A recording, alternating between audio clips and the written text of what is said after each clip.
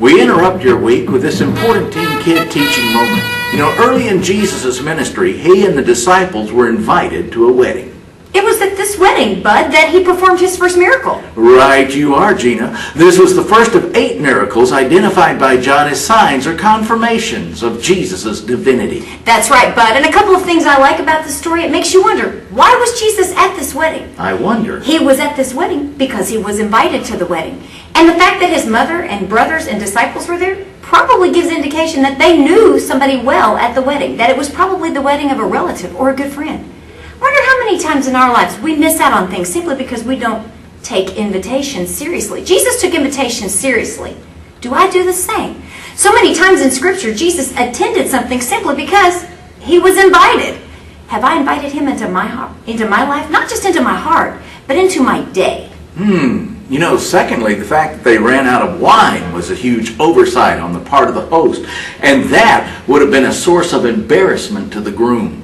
Some commentaries say that the groom could have opened himself up to potential lawsuit from the relatives of the bride.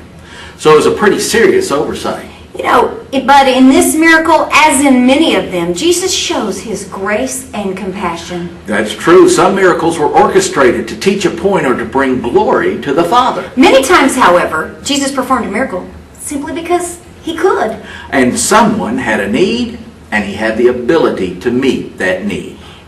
Straight from our news desk, if you are planning a miracle party with your class this week, make sure to note any allergies and plan accordingly. And remember our Share the Chair emphasis this month. We're targeting those kids who have not been here yet. This just in, Bud. You might want to start now planning your Super Bowl weekend. For February 7th, we'll have the hall all decorated. Feel free to host a tailgating party in your classroom and encourage the kids to wear their favorite jerseys. Mississippi State.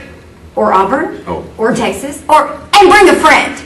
Hey, and don't forget about the leaders meeting this afternoon right after church. 3rd floor. And our clue for this week, and we have a really great treat for them this week. The clue is, I believe in miracles. We'll see you on Sunday.